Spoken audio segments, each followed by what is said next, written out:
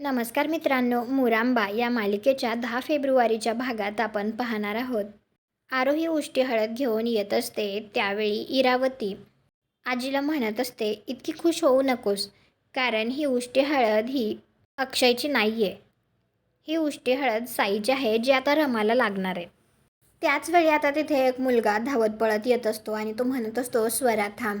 त्यावेळी त्याचा पाय खाली टाकलेल्या सतरंजीमध्ये अडकतो आणि तो खाली पडणार त्यावेळी त्याचा धक्का आरोहीला लागतो आणि आरोहीच्या हातात खाली पडते.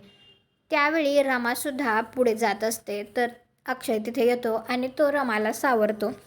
त्यावेळी चुकून आता अक्षयच्या गालाची हळद ही रमाला लागते.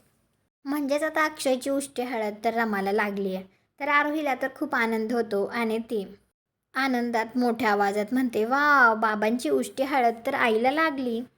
तर आजीसुद्धा आता इरावतीला म्हणत असते, डाव फसला तुझा.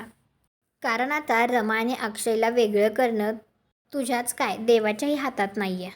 तुम्हाला हा भाग कसा वाटला ते कॉमेंट करून नक्की सांगा. व्हिडिओला लाईक करा, आपल्या मराठी मालिका चॅनलला सबस्क्राईब करा. भेटू पुढील भागात.